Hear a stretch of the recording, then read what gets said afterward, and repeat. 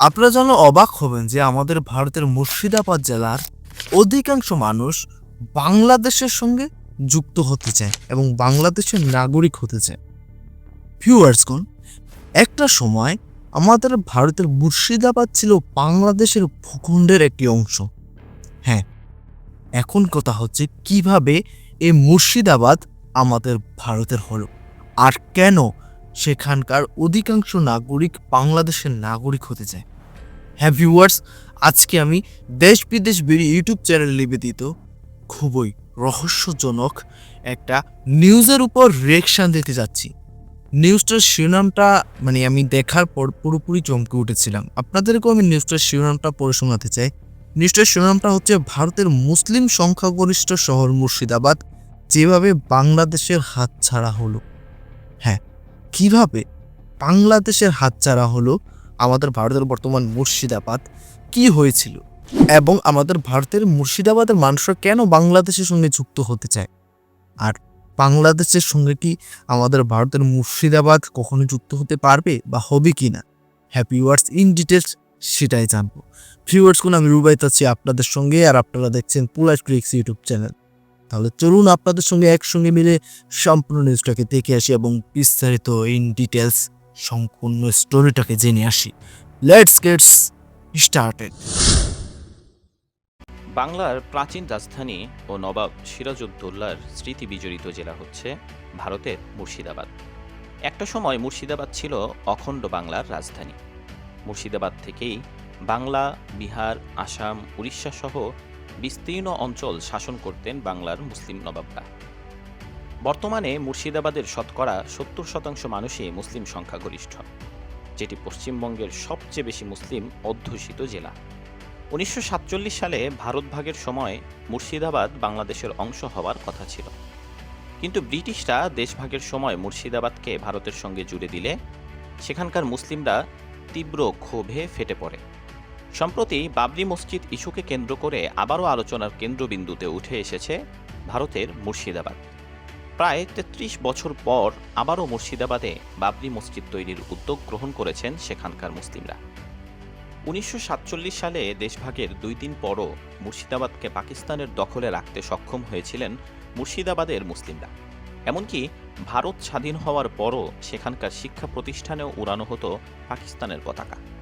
মুর্শিদাবাদের মুসলিমরা ভেবেছিলেন তারা পূর্ব পাকিস্তানের সঙ্গে যোগ দিতে পারবেন। তবে 1947 সালের 17 আগস্ট কলকাতা থেকে ভারতীয় সেনাবাহিনী মুর্শিদাবাদে পৌঁছালে সেখানে ভারতীয় নিয়ন্ত্রণ প্রতিষ্ঠিত হয় এবং মুর্শিদাবাদ থেকে পাকিস্তানের পতাকা নামিয়ে ভারতীয় পতাকা উত্তোলন করা হয়।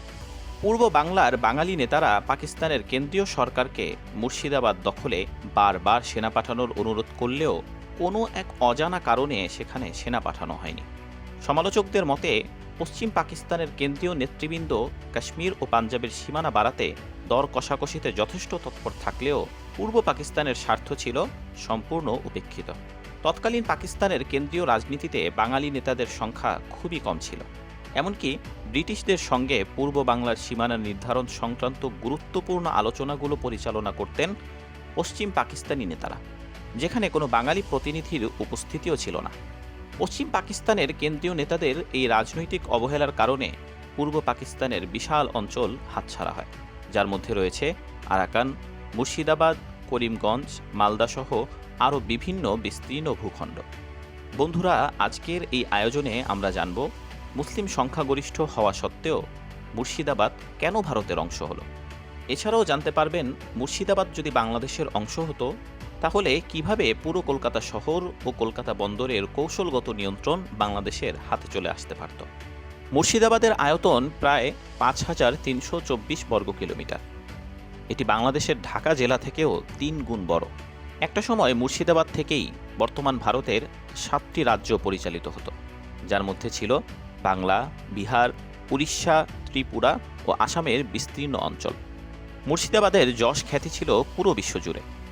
ভারতবর্ষের সবচেয়ে ধনী শহরগুলোর শীর্ষ তালিকায় ছিল মুর্শিদাবাদ, কিন্তু 1757 সালে পলাশির যুদ্ধে ব্রিটিশদের কাছে নবাব সিরাজউদ্দৌলার পরাজয় হলে এই মুর্শিদাবাদের পতন শুরু হয়।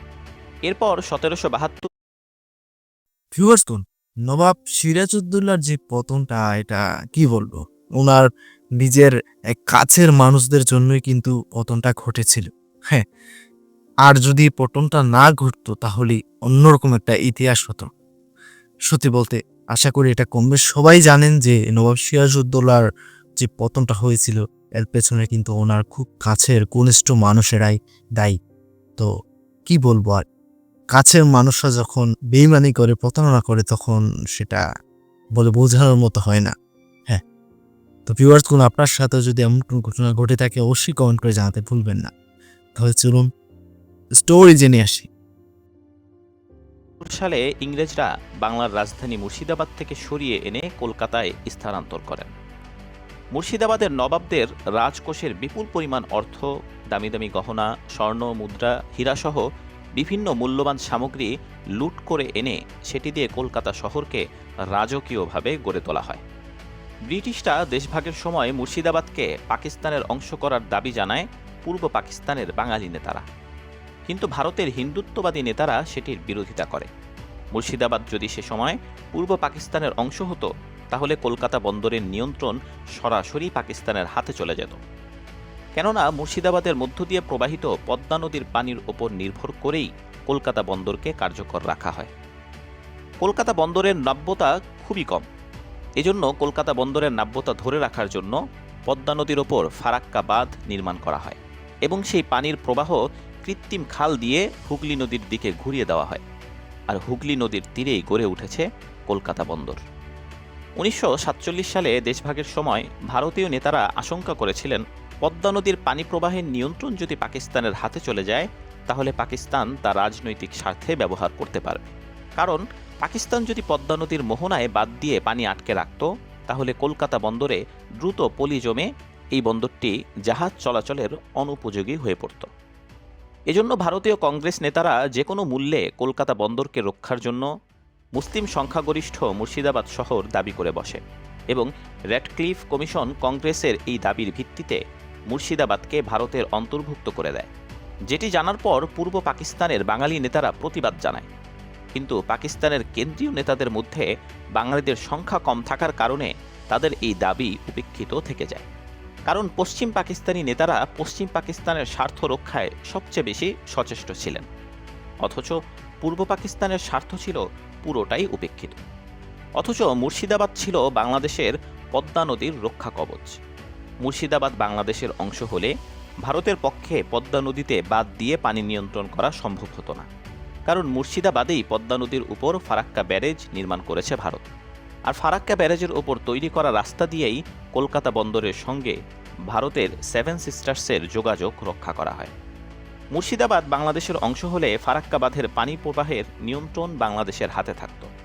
তাছাড়াও বাঙালি মুসলিম সমাজের ইতিহাস ঐতিহ্য সমৃদ্ধ একটি রাজধানী হতো মুর্শিদাবাদ। বর্তমানে মুর্শিদাবাদে মুসলিম নবাবদের স্মৃতি বিজড়িত অসংখ্য ঐতিহাসিক স্থাপনা, সমাধি ও ইতিহাস মুছে দেওয়ার চেষ্টা করছে ভারতের হিন্দুত্ববাদীরা। মুসলিম নবাবদের কবর, রাজপ্রাসাদ অযত্ন আর অবহেলায় পড়ে আছে। অথচ মুর্শিদাবাদ বাংলাদেশের অংশ হলে এগুলো হতে পারত বাংলাদেশের একটি দর্শনীয় স্থান। 1947 সালের দেশ বিভাগের পর থেকে মুর্শিদাবাদের মুসলমানদের ওপর নেমে আসে ভয়ঙ্কর এক নিপীড়নের থাবা। একসময়ের ভারতের সবচেয়ে ধনী শহরটি পরিণত হয় বর্তমানে ভারতের সবচেয়ে দরিদ্রতম একটি জেলার কাতারে। মুর্শিদাবাদের মুসলিমদের বাড়িঘর ছাড়া করতে ভারত সরকার রাষ্ট্রীয়ভাবে বিভিন্ন উদ্যোগ গ্রহণ করে, যার মধ্যে অন্যতম পরিকল্পনা ছিল মুর্শিদাবাদে ফারাক্কা ব্যারেজ চালু করে মুসলিমদের অর্থনৈতিকভাবে পঙ্গু করা। মুর্শিদাবাদ যেহেতু মুসলিম সংখ্যাগরিষ্ঠ অঞ্চল, তাই এখানে ফারাক্কা ব্যারেজ নির্মাণ করার ফলে হাজার হাজার মুসলিমদের ঘরবাড়ি রাতারাতি নদী গর্ভে বিলীন হয়ে যায়। মুর্শিদাবাদের বহু সম্ভ্রান্ত ধনী মুসলিম পরিবার নদী ভাঙনের কবলে পড়ে সহায় সম্পদ হারিয়ে নিঃস্ব হয়ে যায়। একটা সত্যি কথা আমি অন ক্যামেরায় বলছি, আমাদের ভারতের মধ্যে মানে মুসলিমদের উপর বিভিন্ন জায়গাতে অনেক নির্যাতন হয়। হ্যাঁ, সেটা বিভিন্ন দিক থেকে। কি বলবো আর, এটা আসলে মেনে নেওয়ার মতো নয়। ভারত একটা স্বাধীন দেশ।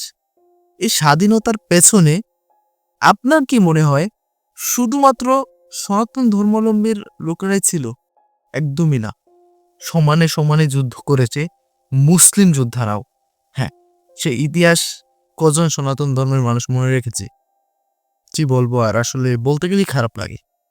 মানুষ এই যুগে এসেও, মানে ডিজিটাল যুগে এসেও, এত সুন্দর একটা যুগে এসেও মানুষ বর্তমানে কর্মকে কেন্দ্র করে করে ছি, এই বিষয়গুলো ভাবলেও লজ্জা লাগে। মুর্শিদাবাদের দিকে তাকালেই তো অনেক কিছু মনে পড়ে যায়। কি বলবো আর, বলার মতো ভাষা নেই, লজ্জা বোধ হয়। তাহলে চলুন বাকি অংশটা দেখে আসি। এদের অনেকেই পরবর্তীতে মুর্শিদাবাদ থেকে চলে গিয়ে দিল্লি, গুজরাট, পাঞ্জাব সহ বিভিন্ন রাজ্যের বস্তিতে বসবাস শুরু করে।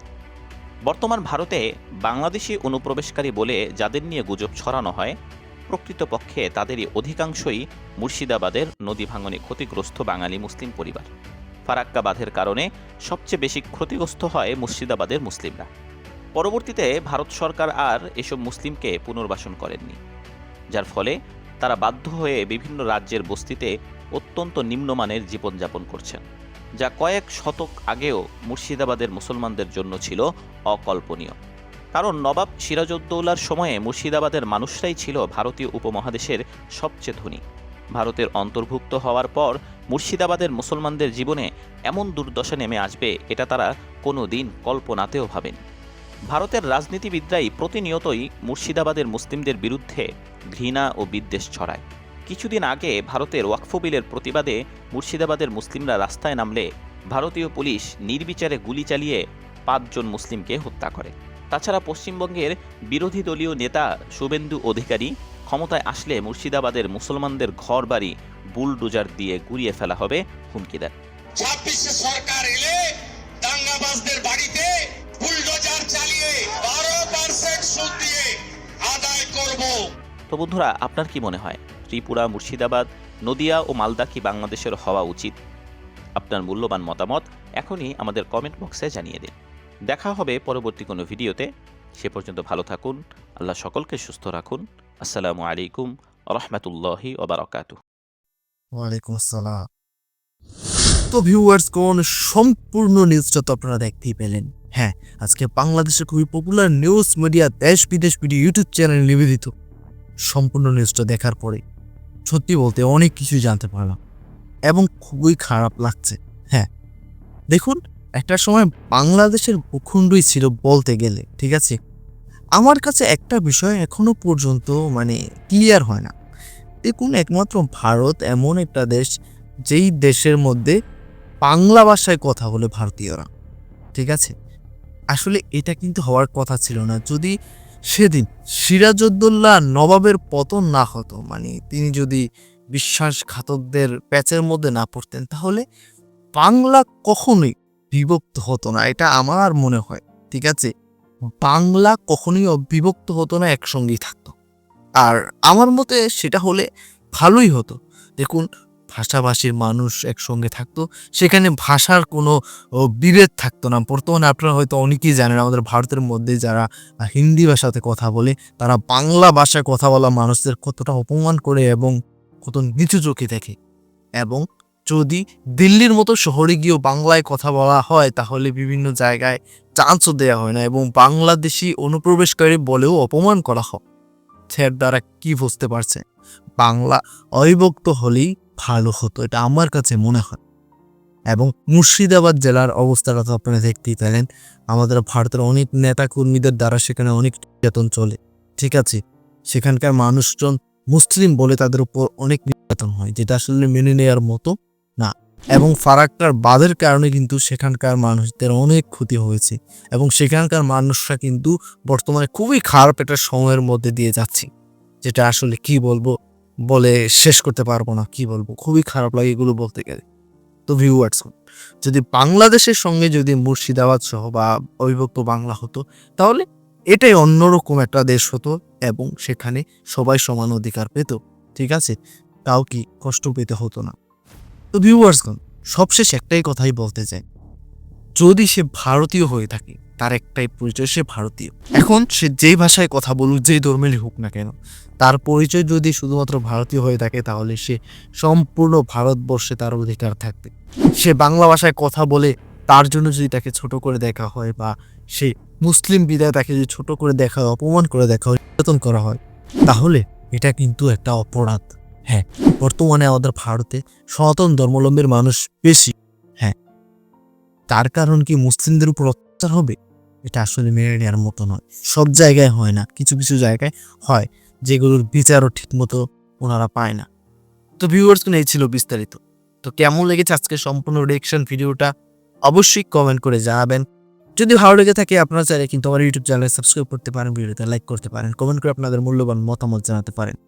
তাহলে বিদায় নিচ্ছি এখানেই, দেখা হবে পরবর্তী কোনো একটা ভিডিওতে। ততক্ষণ পর্যন্ত সকলে ভালো থাকবেন, সুস্থ থাকবেন। Tata, bye bye.